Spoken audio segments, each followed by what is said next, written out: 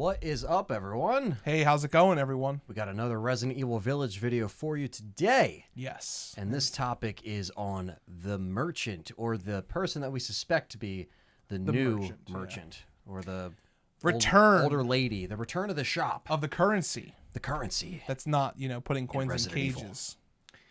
Yeah, for some reason. Really not a fan of how they handled that in 7.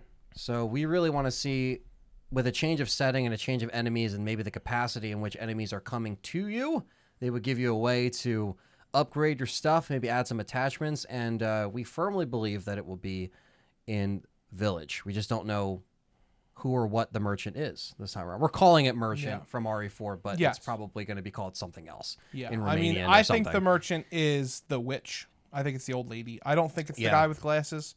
No. But it could be. We'll find out. Yeah, you never know. I'm cool with either one. Or it's Luis. No, I'm kidding. It's not Luis. That's the... It's also not Ozzy. That's the... Yeah, no, it's not the default Bloodborne It's not Ozzy. No. No. Or Maximilian. Dude. No, it's neither. People in his chat were saying it was him when he came on the screen. He's like, funny. I'm in this game, chat. But yeah, we're the merchant's coming back. The shop is coming back. There's currency. How do you feel about that? I think it's going to be cool. I think it's pretty cool that they're adding it in there when they seem to be adding more enemies and more action elements to this game. I'm not opposed to it. I just don't want it to be overbearing over the survival horror. Yeah. I'd imagine kind of like how RE4 was a little overbearing. Yeah, like there was just a lot. It was a balance. RE4 was well balanced, and to some degrees there were just moments where like you could tell that like it was a little bit too easy to take advantage of the merchant. Yeah, especially in parts where like you would see him, you would have a fight, and then you would see him again. Yeah. Like that was a little weird. Like they should have spaced him out a little bit. Just made it a little bit harder, and they could even do that. I mean, one of the first points that we have on this list is, it's a possible thing that also Dustin was bringing this up, is adapting it to the player's style. Yeah, that's a really big one that we're excited for, and we want to see with the merchant is being able to adapt it to your style, because we all play Resident Evil differently, even us here at LTRE. Mm-hmm. People that watch us play it differently. I'm more of a light gun player. Dustin's more of a heavier gun player. You're kind of like a hybrid of the two, but like you kind of progress from like light to heavy. Mm-hmm. Whereas I use the lighter weapons because I, enjoy setting things up for melee. I enjoy running around things, not killing things. That's how I enjoy the game. It's not that I'm better than anybody else or anything like that. It's just that I enjoy maneuvering and dodging instead of fighting everything, where I think you both kind of prefer to kill everything and blast everything. Depends. In different ways, though. Like, obviously, for speedrunning, it's completely different. I'm saying when we normally progress through a game, like when we play, we both like to fight Nemesis. Mm-hmm. Maybe he doesn't, Right, yeah. And you don't have to fight him, but we both like to fight him because it's just kind of the players that we are. Yeah. But then we splinter. Like, you might be pro shotgun, I might be pro grenade launcher. Yeah. Or Magnum, or whatever the case might be. Right, and there's going to be instances in this game where there's going to be, things that you're going to have to fight that are going to have some kind of, hopefully, some kind of strategy to take it down, and whether that's upgrading or adding, some kind of attachments. What's our next point on here? Well, our next point is the attachments and upgrades. That's what it is. Yeah. And the other thing I was going to say, actually, as a side note to the entire like upgrade system in general, it's going to be interesting because we're going to have to play the game together. Obviously, we're going to be live streaming it together, 24-hour live stream, like we always do. Like we always do. And we're going to have to come up with like a build we both like. That's true. So it's going to be interesting to play together, because we're going to be like, well, I might be really pro handgun, you might be pro heavy gun. So we got to like make decisions together on what we get. It'll be really cool. I wonder how they're going to handle the currency. Like, how is it going to drop? Is it going to just drop from everyone? Are you going to have to look for it as well, like loot, like kind of like RE4, where you can find it in like barrels and boxes and stuff like that? Or is it just going to be like, I'm guessing it's going to be like RE8 or 7. I'm sorry, Resident Evil 7. Correction. Where you find currency in little tiny pouches and stuff around the world. Mm-hmm.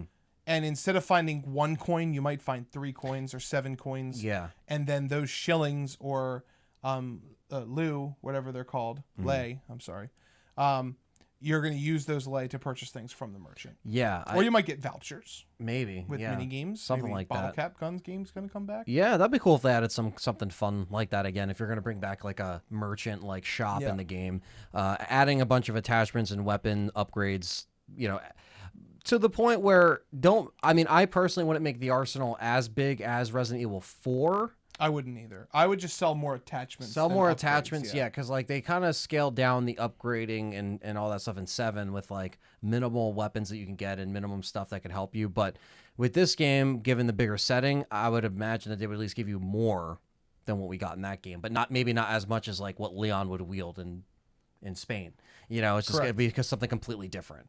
Yeah, I think that going know. more towards the attachments and less towards the upgrades is the way to go for this particular game, because I think the attachments really work well.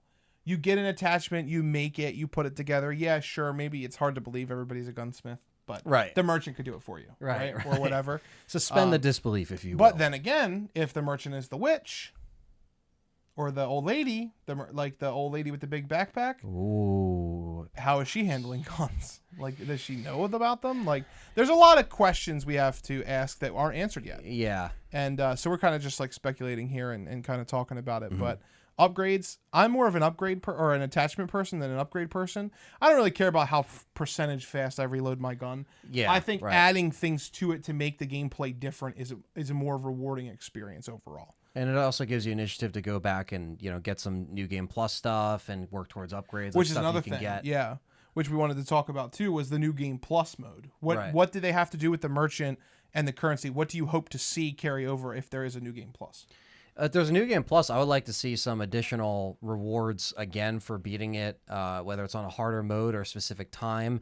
Maybe you get some, New Game Plus weapon that you get. Maybe that isn't so like how Resident Evil 4 kind of made it to where you got mini games and you unlock the really good shit. But then if you beat, like, you got the Tommy gun, but you had to get, like, I think you had to beat it under a certain amount of time or something like that for Resident Evil 4. The Chicago typewriter? Yeah. I think you just have to beat it. I think that's what it is. Yeah. So you just have to beat it. Yeah, and then you have like the harder guns to get. So like I would like to see that return.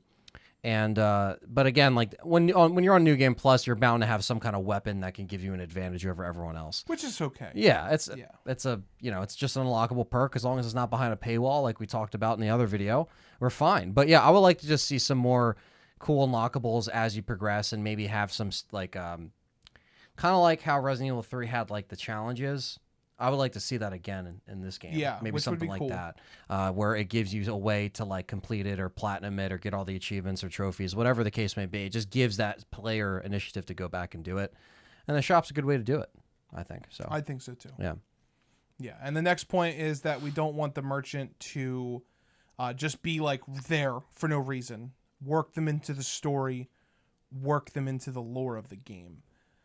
Have them have a reason for helping you. Have them have a reason for having these things. Like, it would be interesting. Yeah, because the first merchant just showed up and was like, "I got something that might interest you." Yeah, he's like talking to himself, literally. Yeah, talks to himself the whole game. Yeah, literally. Yeah, that like I said, it's not one of those things where like we're gonna be gutted if it's not. No, it's not a make or break, but it would be nice. It would be nice to see because it's like you're building this new world that we know in this setting, and it would be cool to just see everything kind of connect and link back to the story, or there's a reason why this person's helping Ethan or Chris or whoever that but yeah, I think it's going to be a cool return. I think people that will play this game that know RE4 will kind of see it as a warm welcome return because it's something that they're familiar with, some kind of shop. We haven't had a shop system since 5. Like you said, a lot of the time with which that was a half-ass shop system. Yeah, it wasn't even chapter. like a character. Yeah, you just got it from an invisible person. And I feel like they could do that again too. They could. If it's not a said merchant, but it's a like shop system and it's not someone like we're thinking. I don't know. Yeah, I'm not sure. Like you said, Resident Evil 7 was returning to the roots. It was a soft reboot. There's all this stuff that Anthony said on the channel, but in the past, like there's a whole bunch of things that the community thought about that. I kind of feel like this is a return to Resident Evil 4. Yeah, and maybe a balance of survival horror and action, maybe split down the middle, 50-50. I don't know. That could either be a good or a bad thing. We've seen it affect the series in a positive and a negative way. So having an arsenal available to you hopefully won't be so overbearing, to where it's like completely just, again, it's unbalanced, or you feel like there's too much of an advantage over the enemies. Yeah. And then you would have to, play it on a harder mode. I don't think this will be I have a feeling that it's not going to be an easy game. I feel like it might be harder because there's going to be different stuff that we're not used to as RE players. Yes. Similar to what we saw in the Baker House, but it was still close to what we've seen before. We've never seen anything like this in this Romanian setting with these werewolves and these witches or vampires. Like we've never seen this enemy type before.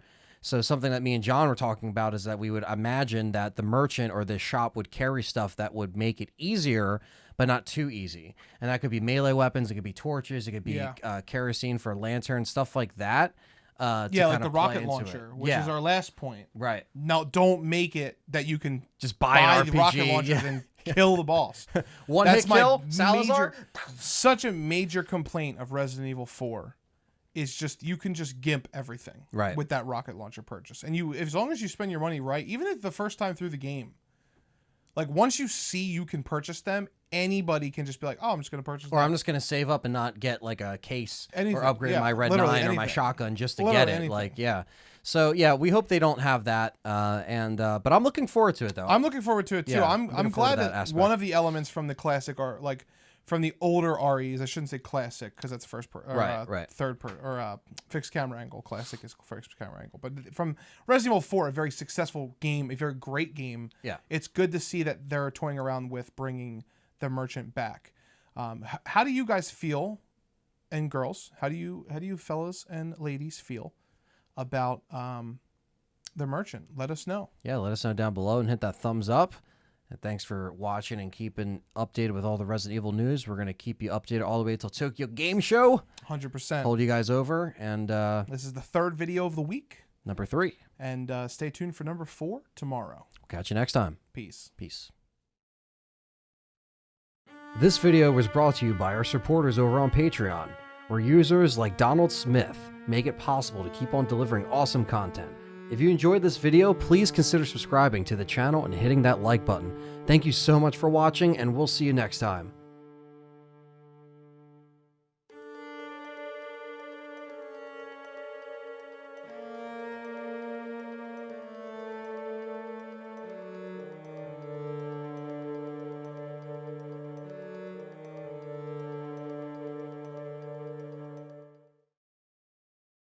Hey, don't leave me in a cold, cruel, you-less world.